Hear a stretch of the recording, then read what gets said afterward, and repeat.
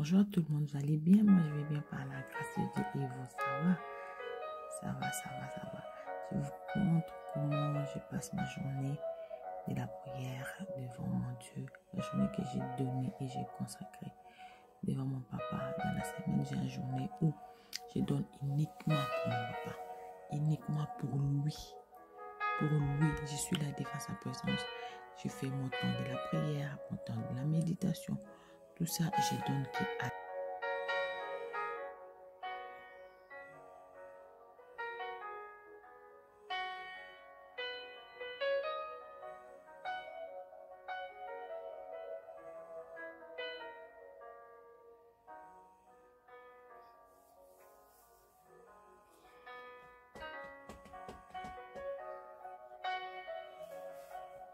ça, c'est ma deuxième partie de la journée, toujours dans la présence de papa. Là, je priais, j'ai cherché mon Dieu, je lui parlais parce que j'avais vraiment des choses à lui parler. Le jour-là, vraiment, j'ai donné ce temps-là, ces journées-là à mon Dieu. C'est ma journée où je lui présente tout ce que j'ai, tout ce que j'ai besoin. Parce que la Bible dit, cherchez-moi, cherchez-moi, cherchez-moi, je me laisserai trouver. Si vous avez quelque chose, appelez Éternel Dieu. Il est là pour nous écouter.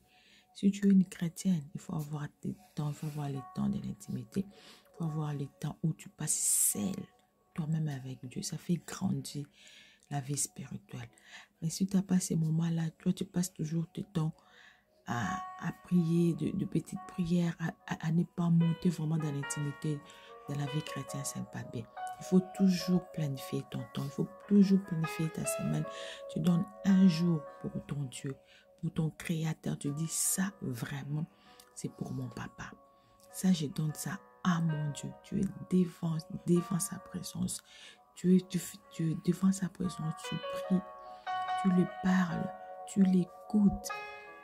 Tu le parles. Il est là. Il nous écoute, papa. Il est là. Il nous écoute, notre papa. Il est vraiment fidèle. Fidèle, fidèle, digne de tout. Notre papa, il nous écoute bien. Si tu pries, il est là. Alors d'être un chrétien, c'est pas seulement que tu as reçu Jésus-Christ comme sauveur. Et Seigneur, tu dis donc, bon, pour moi c'est bon, c'est fini. Tu as ton temps.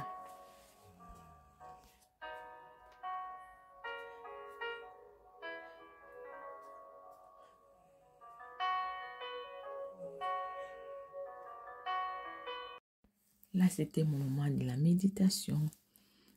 J'ai lisé la Bible, j'étais vraiment calme. Je pensais à la parole de Dieu.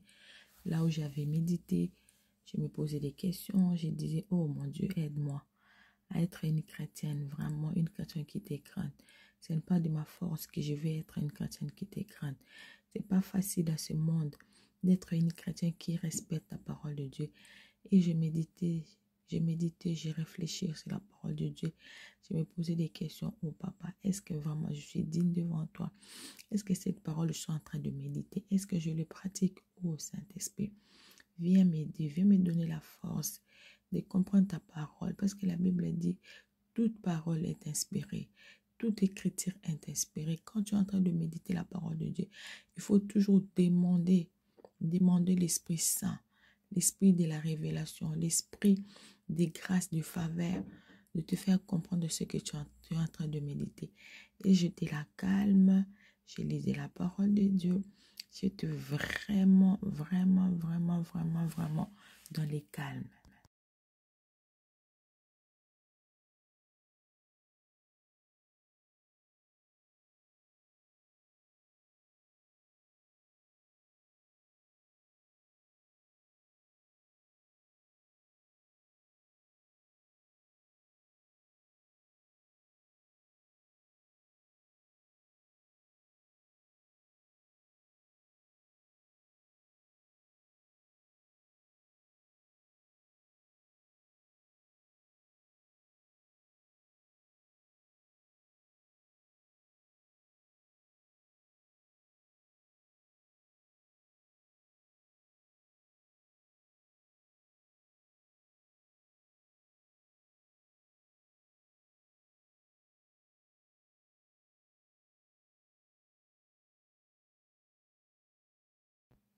J'ai continué toujours à méditer la parole de Dieu.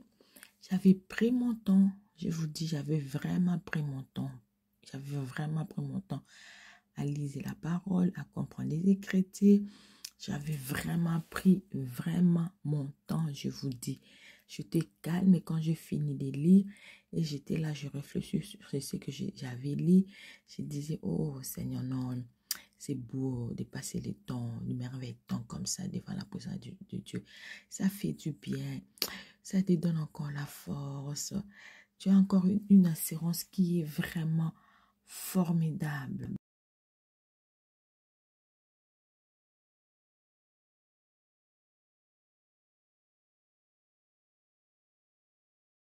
Là, quand j'ai fini de méditer la parole de Dieu, c'était un moment où il fallait que je prie. Il fallait que je parle à mon papa. Il fallait que je lui explique des choses que j'avais besoin. C'était vraiment passé pour... J'avais un souci là et je pleurais, je demandais à Dieu de plus me faire grâce parce que le temps de miracle n'était pas encore fini. Je disais, oh Dieu, ne me laisse pas. C'était tombé les jours où les jours où je donne à Dieu le jour de la prière et j'avais un souci. Je disais, oh Seigneur, fais-moi grâce. Je sais que le temps de miracle, c'est pas fini. Et Dieu m'avait fait grâce. Dieu a fait beaucoup de choses. Il a consolé mon cœur. Il m'a donné la paix que j'avais besoin. Là, je priais, je priais, je priais. J'étais vraiment dans sa présence. J'étais vraiment dans sa présence. Ça m'a fait du bien. Ça m'a consolé. Ça a consolé mon cœur. Je disais, oh, waouh, mon Dieu, c'est toi, mon papa. Parce que la Bible dit, si votre papa de ce monde vous demandez le pain, il ne vous donne pas du serpent. Et à combien plus forte raison si vous me demandez quelque chose. Ah, cette verset, ça me fait du bien. Quand j'ai un souci, je pense toujours à ces versets-là que le Créateur me dit. Si vos pères vous demandez du pain, vous donne pas du serpent. Et combien plus forte raison, moi, le Créateur des univers, le Créateur des univers, le Créateur du monde. Et je parlais, je disais, oh mon Dieu, merci parce que tu es fidèle. Merci parce que tu écoutes la...